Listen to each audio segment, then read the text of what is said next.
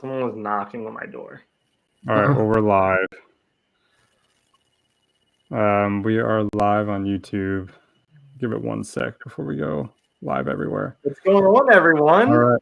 What is going on? Yeah, it's been a minute since we've all been together. We've had a kind of a crazy month of just work and sickness and playoffs. This has been our most rough patch of the show. Over a year and a half in now, and I feel like it was due. Not that we don't want to be on here every week with everyone, but life happens, and we definitely know what's at stake. We got to get back here grinding, especially during this fall time, great time for sports. And we're back for episode 84, excuse me, with an asterisk. Ben, I feel like we miscounted at some point. I don't know if 84 is the true number or not, but we're going to roll with it. Yeah, I'm going to be honest. I'm one behind uploading to Spotify, so last week's isn't uploaded yet. So I don't. Yeah, I think we're at 84, but if it was 85, it wouldn't be surprising to me. Yeah, we have a couple missing on Spotify. I know YouTube. We started late. Obviously, StreamYard is our main platform now, so we're all over the place. But we're here. We're ready to talk sports, and I mean, let's get after it. Yeah. So big night last night. I guess we had like 5 different sports going on, but big game 3 happened, and we'll talk a little World Series. I mean, Dodgers are just putting on a clinic right now. Yankees don't even look like they're. I mean, I know the games haven't been crazy far away, but they feel like the score's a lot more out of hand than it's been. It makes me feel good that the Mets took it to game 6, because right now the Yankees are just trying to get a win and not get swept in the series. I mean, the amount of the amount in that lineup with the Dodgers is just, it's insane. And when you have contributions from guys like Tommy Edman and Teoscar Hernandez, and you still have Mookie Betts, Freddie Freeman, and Shohei Ohtani. It's just Kike Hernandez. Kike Hernandez. Yeah, and you got Judge, who was just forgot how to swing a bat in the playoffs. So yeah, it's been a crazy series, and the Dodgers do it a lot with their bullpen, which I hate, but it's been effective for them. They've really neutralized the Yankee bats, and I don't see it really going much further. I think the Dodgers just have the momentum, and the Yankees are struck. Unless they come out and win on a walk-off, I don't know how they're going to win any of these games, because it seems like the Dodgers strike early, and then from that point on, they just keep the foot on the gas. Yeah, and there's been some questionable calling on the Yankees part. Like yesterday, what they sent, I'm sure you guys saw, they sent Stanton on that around third, and Stanton is so slow, and I mean, just it didn't even seem like that close of a play.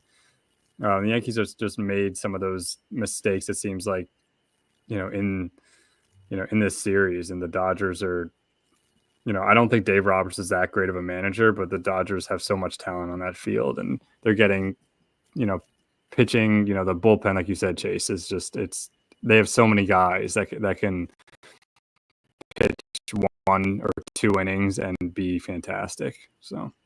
Yeah, and another thing too, I think the momentum went away from the Yankees when they put in Nestor. They threw 2 pitches and one was a bomb. I think that just because they were in that game, they come back, tie it, and they're hanging around. But it feels like since that moment, they've just been not the same team at all. It's almost like it just took their soul away. Yeah, and it was a weird year in the AL. I'm probably a little biased because I don't like the Yankees, but they never felt like, even though they were the best AL team, they never felt like they were that great of a team. Like they obviously Soto Judge is a great combo, and they have Garrett Cole, but they don't have the depth. They don't have a lot of pieces that you would see in a winning championship team. But it's, they had think about it, almost was like March Madness when like a 1 seed goes through to get to the Elite 8, and they get to face the 12, and then they get to face the 8, and then they get to face the 10. Like that's kind of what it felt like for the Yankees to get to the World Series. It doesn't even just feel like, I'm also, I mean, there's plenty of Yankees haters out there, so I don't think we're on an island with that, Ben. I think it's okay to be a little biased that way. It just doesn't even feel like they're they're a team. They're playing like a team trying to win a championship together. I think besides, and I'm not even gonna hate when Judge right this second, because two of the top three Yankees players, if you go top players versus top players, Soto and Stan are playing well, and obviously Freeman and Betts are playing well. But all other aspects, bullpen, pitching, team hitting, small ball, defense, it's just like all going to the Dodgers. And the scores, like Chase said, I think, 4-2, 4-2, maybe the other one, 6-3 or something like that. It's not like they're blowout games, but they don't feel close at all. I mean, the Yankees are making some stirs late. It's never nearly enough. And I mean, it's just wild. It is, and Freddie Freeman with the surgeons. I mean, he's battling some injuries. He was looking hobbly, fire right now, and so much is getting hidden with the Ohtani. Even with Ohtani playing injured, it's just everyone, all eyes on focus. And I do it too. You're like, oh, Ohtani's up, I gotta watch it. And then he does his thing, and then up comes Mookie Betts, and you're like, oh wait, he won a World Series in 2018. And here comes Freeman. Oh wait, he won a World Series a few years ago with the Braves. And they have the talent on the team and the veteran leadership, the winning veteran leadership, and it's just showing on all levels. Yeah, and it's a weird, like I don't hate the Dodgers even because a lot of those guys, like you talk about a juggernaut team, which the Dodgers have been in the playoffs so frequently. But a lot of those guys on that team, like Freeman's a likable guy. Like as much as he killed the Phillies and the Mets with the Braves, like he's one of those dudes that you can look and say, he's hard to not like. Same with even Mookie Betts. So it's a weird, thing in that sense where there's not like you don't have a Jesse Winker who you guys could be like, oh, screw that guy, or someone who just riles people up. But I'm happy for Freddie Freeman because he's had kind of a rough year with his son, that whole situation too. And yeah, he's been, the Mets series, he looked like he was hobbled. They even sat him a game. I think game 5, he wasn't even playing. And I think I was listening to some of the things during that series, and he was getting his ankle worked on. I think it was every day for 4 hours before the game. He was literally sitting on a table and getting his ankle worked on. It was like this 4-hour ritual just so he could suit up and play. So he's banged up. I'm sure he's gonna be in like a walking boot as soon as the season's over, but he's looking like the World Series MVP right now, and good for him. Yeah. Well, and the Dodgers also only have 7 World Series. I know it's still a lot, but it's not like you think the rich history, all the Dodgers, Yankees, 2 of the best teams from their respective leagues ever. It's like, the Dodgers, especially in our lifetime, they haven't been as relevant until the last 5 to 7 years or so. Before that, they were mediocre for most of our existence, right? And so it's like, I don't know. It's not like you've grown to hate them all these years like we have with the Yankees and their 27 rings. Yeah. Well, they've been good. They've kind of choked most years in the playoffs at some point. Yeah. So, but yeah, it's hasn't been that competitive, and I'm sure we'll talk plenty of baseball off season this year as we roll into it. Maybe do some guessing games. We'll try to start that before it comes out or something. I still owe you guys. I'm pretty sure that's the thing I still owe you guys for. If you guys tied. Well, last year we were going to do one, I think, on MLB Trade Rumors that was like you could actually go down like the top 50 and you can put in a sheet and guess it. But we looked at it like a week too late. So this year we'll have to see when that starts. But yeah, let's shift here. Go to some NFL. Pretty rough week for all 3 of our teams. So I don't know where we want to take this, but it's been a ride. I don't know who wants to commiserate in their misery first. Yeah, because the Ravens played the Browns this week, and in my book, the only unacceptable things the Ravens can do ever is lose to the Browns, and I feel like that's not okay. There's a way better team, and they've proved that. 5 straight wins going up against 5 straight losses, and Jameis Winston, who's a interception waiting to happen. And against this defense, I figured they could probably squander it out. They're only averaging, I think, 15 points a game. Really shouldn't be a threat at all. They've moved on from Amari Cooper. They're pretty much waving the white flag. And we go in there and lose and make the Browns look like they're supposed to make the playoffs, even though they have 2 wins on the year now. And their only other win was against the Jaguars. So it's not even a really quality win. But the thing that bothers me the most with the Ravens is that they've destroyed NFC teams, and that's great. That's awesome. That really doesn't mean a lot during the regular season, but they keep losing to AFC teams, and it's going to hurt them in the playoffs. Already lost to the Chiefs, kind of figured that was going to happen. No big deal. Then you come back week 2, lose to the Raiders. That's a terrible loss, really unexcusable. They weren't even playing that well week 2. And then you lose to the Browns, another horrible team that's not even going to be close to the playoffs. So it's not helping them in the long run, and it's really terrible. 2 horrible losses. I mean, they should have at least 7 wins right now, and they don't. And that's a tough spot to be in. Obviously,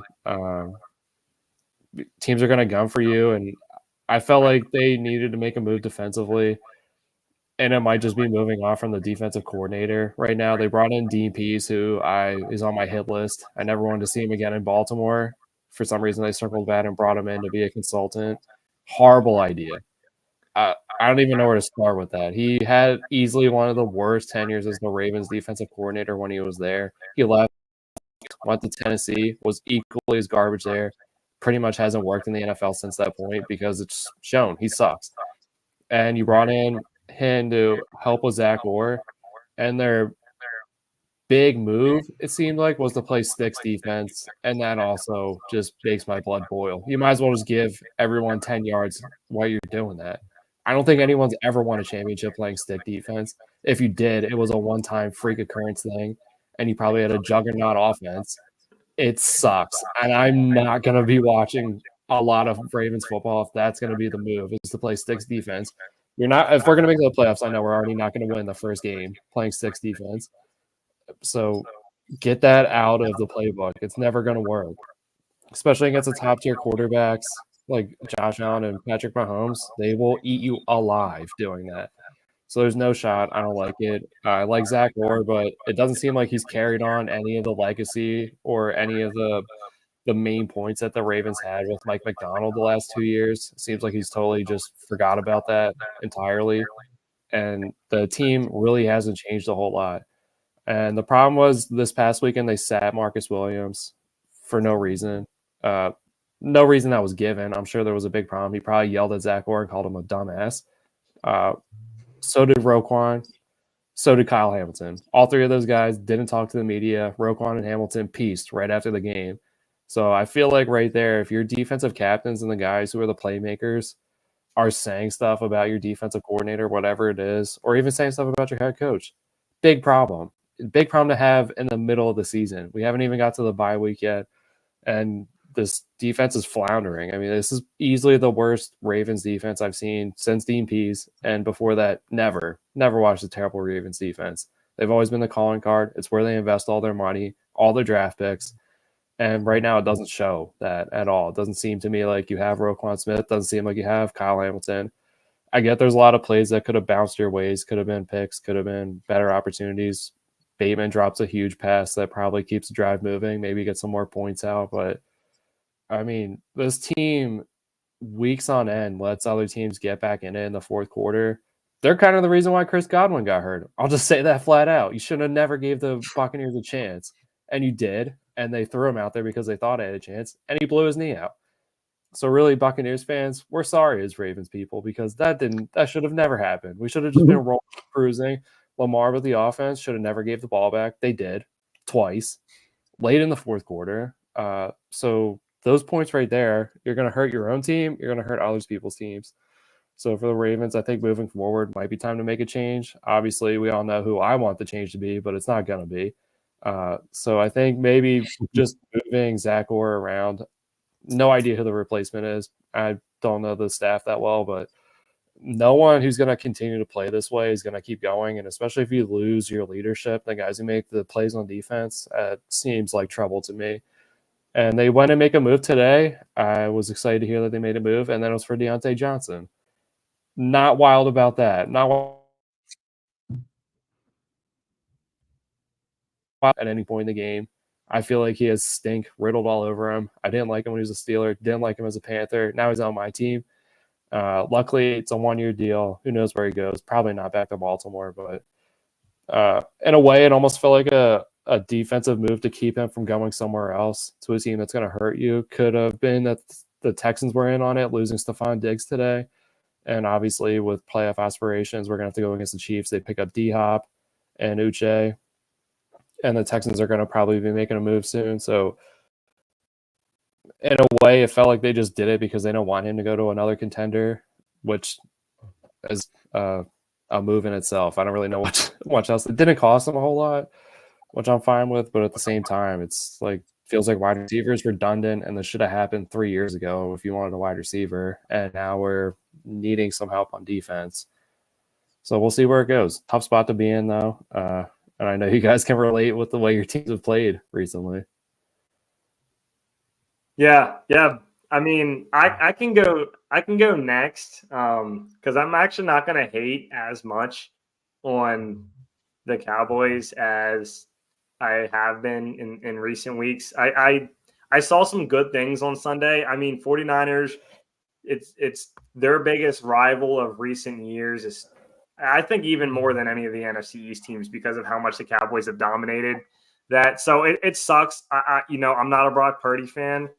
The 49ers, I hate it as an Eagles fan. I hate now as a Cowboys fan. But I'd rather lose to them in the regular season than if we somehow run into them in the playoffs, assuming that we make the playoffs at 3-4 now. But I don't want to run into them again because it's hard to beat the same team twice, let alone in the playoffs, and recent history hasn't helped.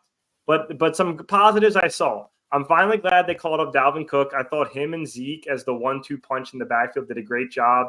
Nothing against Rico Dowdle. Thought Zeke had a great year last year in New England. Still think he has some stuff left in the tank. And with him getting more consistent reps, I think he can, start to understand the flow of the game a little better and find his holes. And he had some great 8-10-yard runs on Sunday. CeeDee Lamb looked amazing. Back to, this is why we paid him as a Cowboys fan.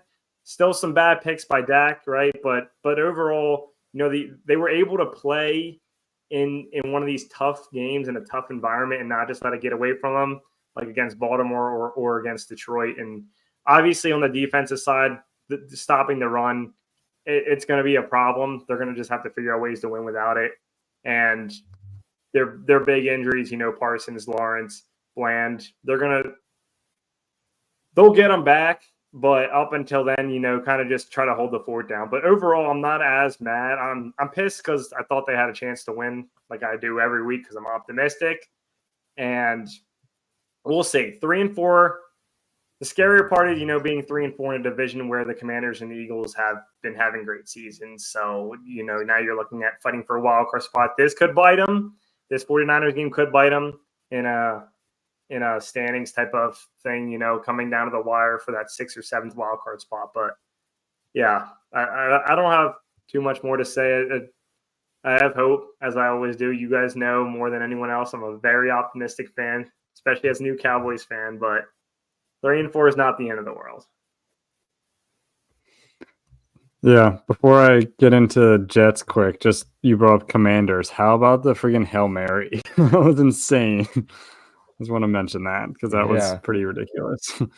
I mean, total luck. Like, really, pretty much luck. But still, I didn't even, first off, I watched it live. I was mind blown. I couldn't even say anything. And then you start reading into it, and I didn't even first off know there was so much more into a Hail Mary than there is. Like how, Noah Brown drops back behind everyone. I'm like, oh, that's such a smart play. I didn't even realize there's formations. You want the quarterback to hold the ball as long as possible so they can basically get this giant mosh pit so that the ball gets tipped up into the air. And there's just so much more that came of it, all because it worked. And Noah Brown called the easiest Hail Mary I've ever seen in my life. And it was ridiculous for sure. Definitely just certain things like that. I mean, we all play Madden. We call everyone calls a Hail Mary at least once or twice a game when you're playing Madden, not just at the end of the half or the end of the game, because it's fun to bomb it down the field.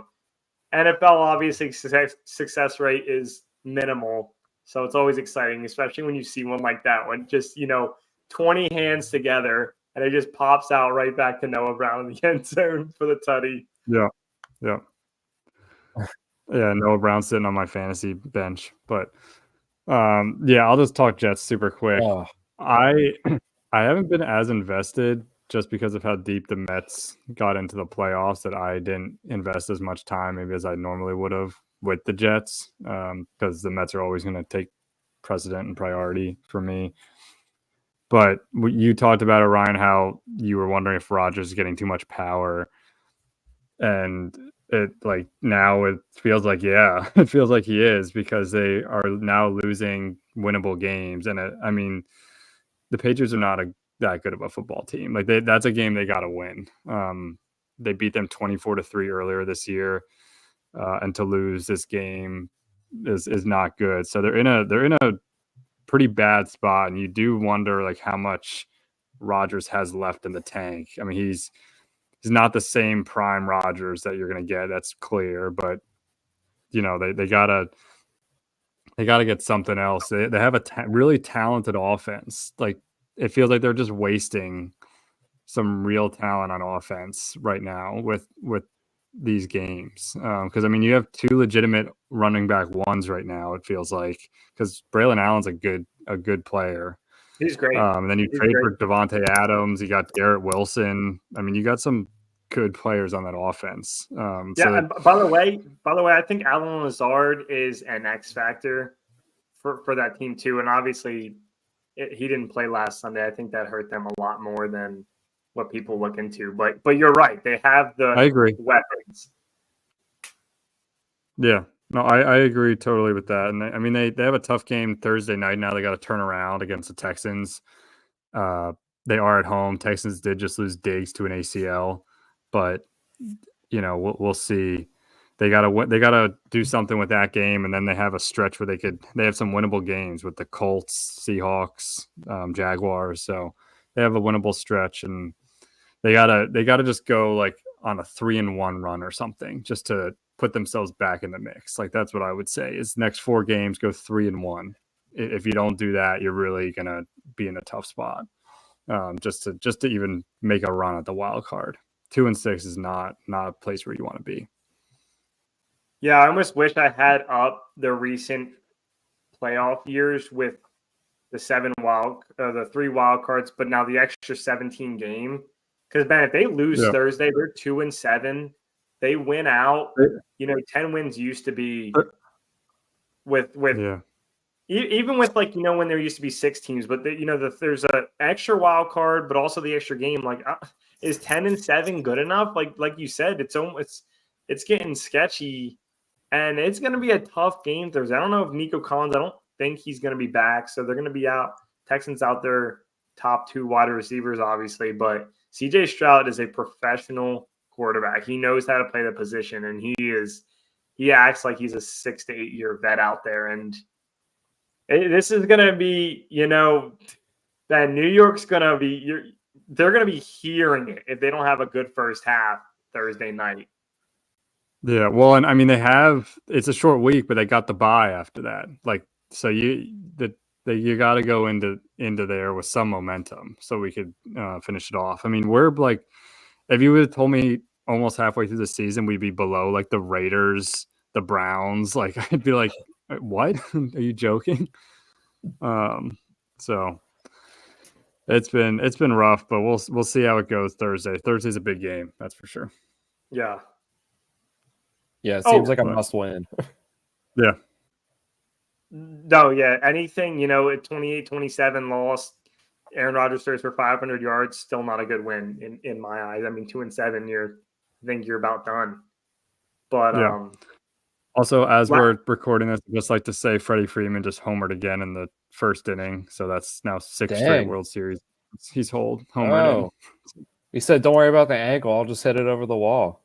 Yep. Oh 2-run homer first inning. every game. That's one of those he ties. I think that ties George Springer's record. Yeah, for well, consecutive and games. dating Just back dates to his back last to- World Series game. Yep. Yep, I think Yeah. you're right. I think he Well, that's ties George crazy. Springer's record. Ridiculous. Well, it's over for the Yankees. Yep, early 2-0 lead at top of the first. Last, I just want to make one final NFL point before we move on. I know we've taken up a lot of time so far. Just real quick, Tua Tagovailoa comes back, makes his return. By the way, I was gonna tweet about this on After Further Review. Like, I'm not excited about this. I'm not thrilled. If I was a Dolphins fan, like, okay, you can win games. Like, I genuinely am scared for this guy, and I don't want to watch a Dolphins game. I've seen this man go into mannequin mode twice now with who knows what's going on in his head, and I understand he wants to play, but he's just got too much of a lackadaisical flow to him that I don't want to watch, even if he's not going to try, him go down again. And I mean it as fear, like pure fear for him. Like, I love the guy. I love Tua. I think he's done great things for the Dolphins organization. But the main thing is he doesn't protect himself. And I just really, really hope that doesn't happen again. But I will not be watching if it does. I respect that. Yeah. Yeah, no, I totally agree. I'm with you, Ryan. And we'll move into college football now. And I mean, we just saw news-wise Jake Tuttle from Michigan, based on like literally what you said, Ryan. He's retired from college, from playing football because he's had so many concussions, and he said he wanted to prioritize his health. So you're seeing some guys do it.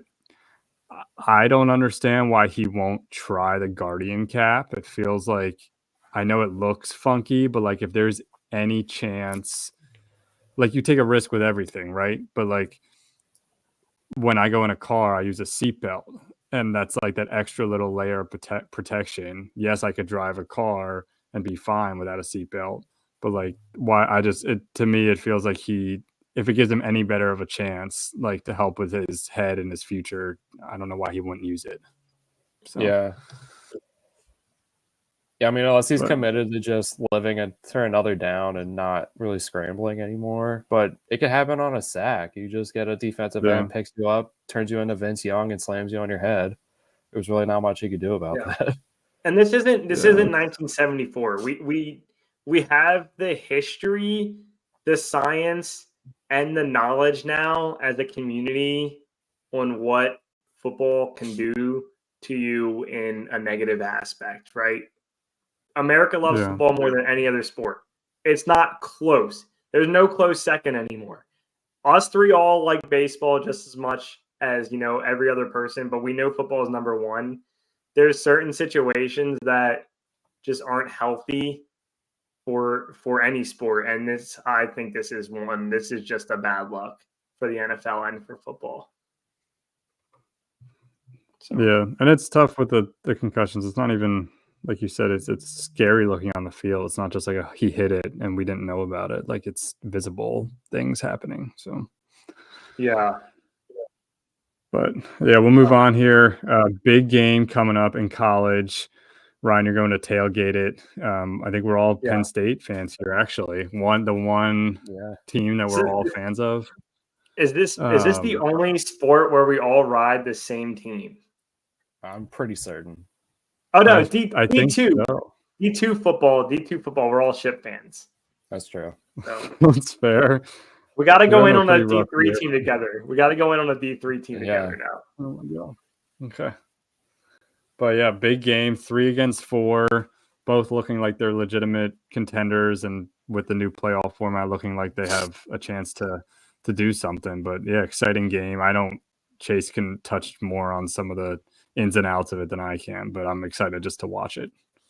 Yeah, it's definitely a big game, and it's going to be kicking off at 12, which is a little bit of a bummer. I kind of think that this is a night game special. The people who assigned that decided otherwise, so 12 o'clock kick makes me not a fan of the Penn State side as an early game, but you never know. They could come out and be dominant right away. I feel like they seem to do their best under the lights. But to be honest, if I'm looking at the stats real quick, hasn't really been against Ohio State. And Penn State as a whole, they're 1-22 against AP top 5 opponents since 2000. And that only win came against number 2 Ohio State in 2016, which I remember. It was electric. It was awesome. I really thought it was going to mean a lot more. Didn't. Haven't been there since a while. And Ohio State's won the 11 and the last 12 against Penn State. So there's a lot riding on this game for everything, not just on the college football playoff, but for James Franklin as a whole. We all know when the schedule comes out, there's 2 games that matter the most and 2 games you better win if you're going to do anything, and that's Ohio State and Michigan. And that's not to mention all the people who got added. Oregon, the number 1 team, so they're going to be a problem. But the good thing about this is if you lose, I don't think it ends Penn State's playoff hopes at all, whereas in the past this would be the nail in the coffin, and I'd be sweating it hard knowing that they're going to just get blasted by Ohio State. I think they do have a really good chance, and I think it all depends on whether Aller's healthy and whether or not they just decide to pound the rock with their 2 top 10 running backs, guys who are going to be first-round picks, maybe even top 15 picks, and Nick Singleton and Katron Allen. I think that that's the key for Penn State to have success, and especially if Aller's out, I don't know what the game plan will be, but you can't abandon the run at any cost, and you can't just rely on Tyler Warren to catch all the receptions either. I mean, he's going to be a nice decoy for this game, and obviously I want the production, but he can't be the only receiver doing anything. And, Wisconsin last weekend was a good challenge, especially to get Bo Perbula good reps in a meaningful game, especially down in the stretch of that game. So hopefully he's able, if he has to get the start, he can just roll it over. It's not like he hasn't been in the games at all. He's been in on special plays, gadget plays, in blowout situations. But to have him start against a team that should probably be ranked a little bit higher than Ohio State at this point, just considering the fact of who they've played and how they've played them, we'll see. It's gonna be the big matchup. It's gonna be the one everyone's talking about this weekend, and it kicks off the Saturday slate. Yeah. And sorry. Go ahead, Ben. No, I was just going to say I'm disappointed. I totally forgot it was 12 o'clock. So I'm not going to be able to watch it at all. Oh. I have a training until 3 o'clock on Saturday. So. Tailgating those two, I don't know. It's going to go so quick with the game starting so early. I'm going to have to get there early.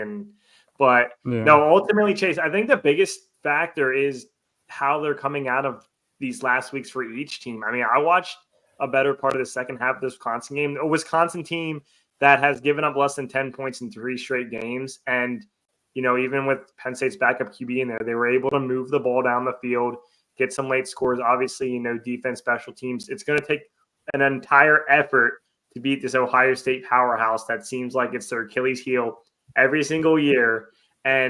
But on the flip side, Ohio State, they didn't look too sharp against Nebraska. Actually, we're losing in the fourth quarter, I believe. I didn't catch any of the game. Was following it a bit on my phone. And so, if both teams kind of ride that wave into Beaver Stadium, into Happy Valley, maybe we can sneak one on a 12 o'clock noon high upset alert. I know we're the 3 seed playing the 4, but if the Big Ten and you're a Penn State fan, like this is the game to watch. And it's just wild because I know that it's great that now this doesn't put the nail in the coffin. You can still be a top 12 team and make the playoffs, but the Big Ten's even better now because of teams like Oregon, who are number 1. And I don't think Penn State has them on their schedule this year. They had USC earlier in the year. They obviously beat them, so they didn't have to play Oregon this year, but now it's just like, I don't know. The teams like, Michigan's having a down year, but oh no, now here's Oregon. And I kind of want to touch on that too at some point, because the Big Ten, like, it's always like the SEC that's just dominating the top 4, 5, 6, 7 spots. And the Big Ten right now is insane. And it's super exciting because Penn State's in the mix, but also, like, of course, they're having one of their best years ever. And you have 2 other teams that are in the top 4. So I'm beyond exciting. I know I probably won't get into the game. If there's some last minute scalp opportunities, I might take someone up on that to get in there because I know it's going to be bumping, but the atmosphere is going to be flowing, and I really hope they can ride the wave no matter who's in their starting lineup at QB and everything. I mean, this is James Franklin needs to win. He hasn't beaten them yet, right, Chase? Just one time in 2016. And that was the Barkley team, so I wouldn't even count that because Barkley did all the heavy lifting in that game. I mean, it did come down to a special teams play, but yeah. I mean, it was not a pretty game by any means. It wasn't like they went out there and puffy pants them within 10 minutes. It was a down to the wire affair. Yeah. So I'm beyond excited, and I just feel I've watched more Penn State this year than I have in the last 4 or 5 years, and I don't know, something feels right. They have a great, well-rounded team, and if it's nice to know they can lose, but they shouldn't have that mindset, right? Because they win this, and it's like all bets are off. They can make a serious run at a championship. Yeah, and especially be that number one team. But just for the defense, if Jeremiah Smith gets any type of work, it's probably going to be the end of the day. You can't let him do anything against this defense. If I had it my way, he would have like 5 to 6 catches, under 100 yards, and 0 touchdowns. I mean, do you have to eliminate him? Because he's the heart and soul of the Ohio State team. If he starts moving, much like Marvin Harrison Jr. last year, if they get the gear start turning on these guys, it's really hard to shut them off. And for Penn State, it's got to be all about not letting him take you down. For sure. Yeah. Well, it'll be exciting. I'm excited, I guess, to find out after the game's over what the score was. Yeah. Catch me on game day too. Yeah, you guys gotta make a sign and get in that crowd. Mosh it my way in there. Yeah, there you go. You just gotta fight a bunch of hungover drunk students who probably lined up at 4 p.m. the day before, but it's easy deal. Yeah, I heard they line up so early. It's crazy. Yeah, like the day before. I don't know. I would just start a frenzy. I'd be like, "Oh, Saquon Barkley's over there," and then everyone turns your head and you just run up to the front. That's the move. That's a good one. Because everyone's just gonna look. I would look. Yeah, you're right. All right. Well, we'll move on from college football. We have a couple miscellaneous sports here at the end. So I'll briefly just talk.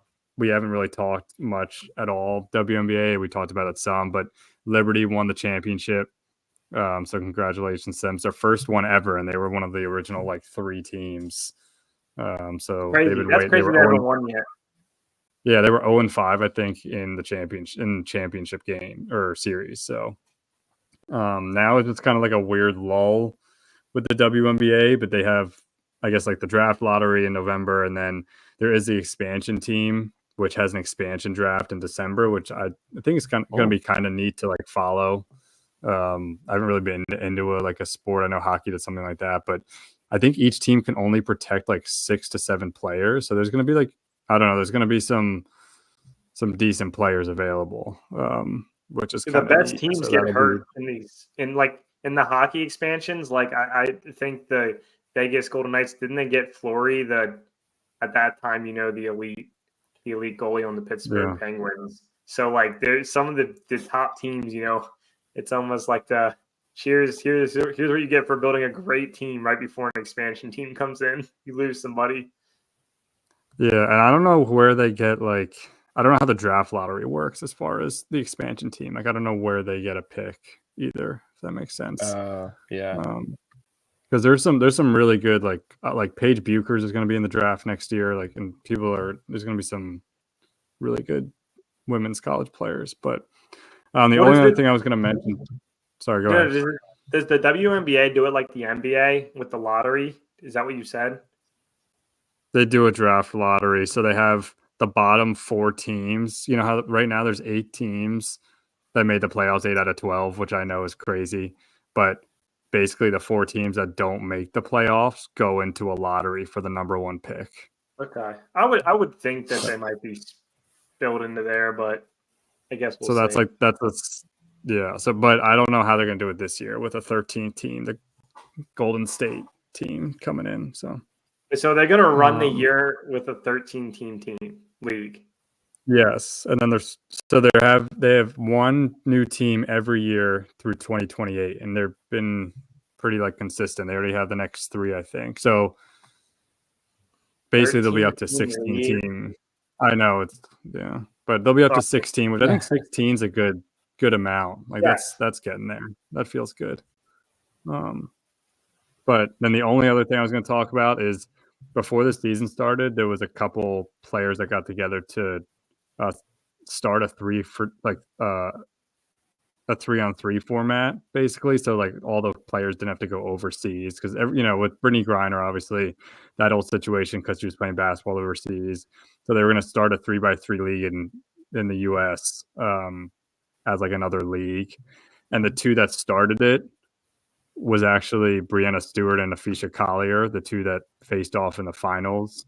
So I think that was some good publicity for that. But there's 30 players in it, 3x3, and a lot of the stars are actually playing in it. So I think they're trying to do some of that stuff so they don't have to go overseas and play, a bunch too. But so that'll be kind of neat to see how that pans out and how that goes.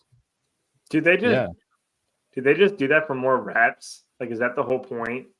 So that they're playing, or is it for money purposes?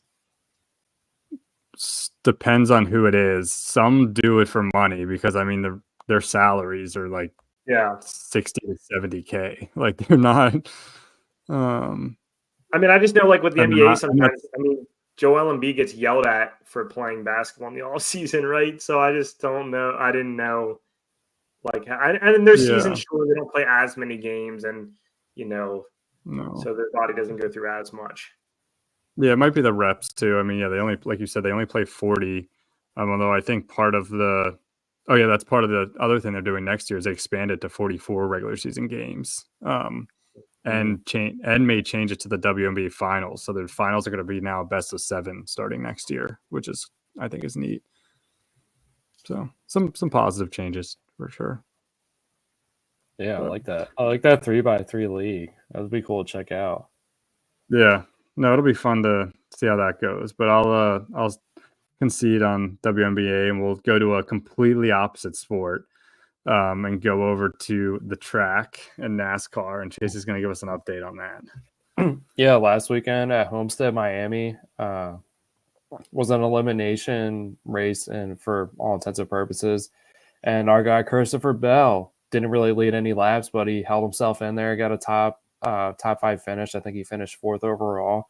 The really big thing out of this, though, was the last lap. Ryan Blaney was leading and leading the charge. Denny Hamlin was in there. Obviously, he needs a win because he's going to be eliminated. He does not nearly have enough points and have had questionable decisions up until this. So it was him, Blaney, and Tyler Reddick on the last lap. Tyler Reddick must have had a secret nitrous bottle under his tank because he took off that last lap. There was nothing that Ryan Blaney could do.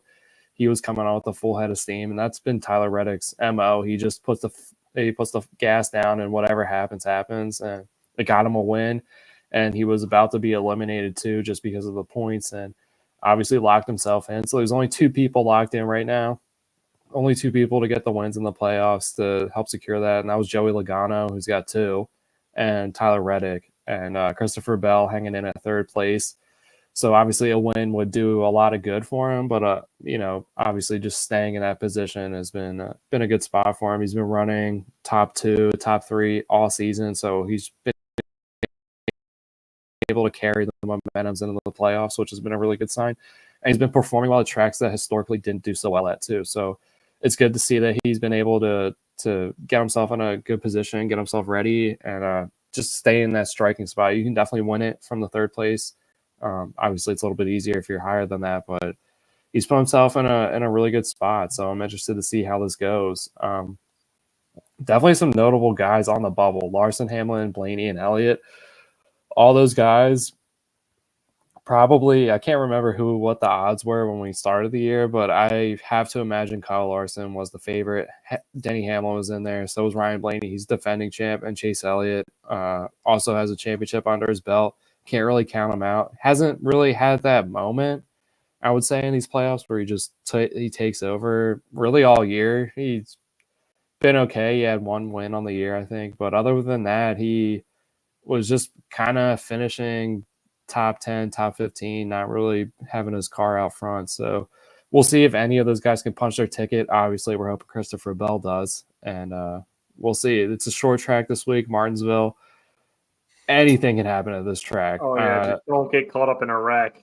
Yeah, don't get caught up in a wreck, and don't let Denny Hamlin get out in front, because this is his track. Where he's from, it's what he does. And so anytime that Martinsville rolls around, Richmond rolls around, got to imagine Denny Hamlin's an odds-on favorite just because he seems to turn it on for those tracks, and he needs it right now. I mean, being down 18 points, it could change in the race. The points fluctuate a lot, but that's a tough spot to be in, especially being on the bubble. So we'll see. There's a lot of guys who are going to be gunning for it now because the elimination's coming up, and they need to make some moves. So Tyler Reddick and Logano probably can just manage the field, try to obviously finish ahead of everyone, but there's not so much pressure on them now to get himself. And I will say this is kind of a cool opportunity for Michael Jordan. Came into the sport not really knowing a whole lot. He's just best friends with Denny Hamlin, decided to make a team, and now with Tyler Reddick getting a win, he's on the doorstep of possibly getting a championship in a different sport. So it's kind of neat. I don't hate their team. They're only a 2-car stable, and obviously Denny Hamlin's a car owner, but races for Joe Gibbs Racing. So it's a cool little storyline that's been kind of popping off all year. Tyler Reddick has been dominant at stretches this year. I mean, he found himself in a way win at Talladega, but otherwise he's just been destroying the fields when he's had a good car, and that's been every week. Bubba Wallace, same team, not so much, but Tyler Reddick doesn't make any excuses, goes out there, drives that car until the wheels are going to fall off, and he's in the number one spot in the playoffs right now. So, props to him for doing that, what he does, especially with a small team. It's not as easy. I mean, all these other guys are with powerhouse organizations, Joey Logano, obviously with Penske, and then you got Bell with JGR and William Byron with Hendricks. I mean, those are the 3 teams right there if you're going to beat them. So it's cool that he's above all those things, doing it with obviously less resources and tools than those other 3 teams get. So that's it. Yeah, that last lap, by the way, I saw that. I didn't see it live. I saw the replay. Ridiculous. I mean, a lot of times, I'm a huge basketball fan, and there are so many average and below average fans that are just, you just have to watch the last 2 minutes of the game to find out who wins, right? NASCAR, I feel like that is not the case at all. And Reddick just said, all bets off.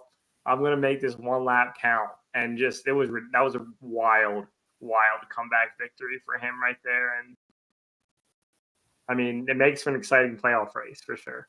Yeah, it does. And I'm glad it didn't go into overtime. I'm glad it got settled on the last lap. There's been far too many overtimes. Does it add to excitement? Yeah, but it's also kind of annoying just to have that consistently, and then people drop out, and it's kind of a mess overall. But I'm glad to see it. I can't believe his car went that fast. It was unbelievable to see him make the moves he did. The momentum didn't make any sense to me because they're all foot to the metal, foot down. But he did it. He got the win, and he's in it now.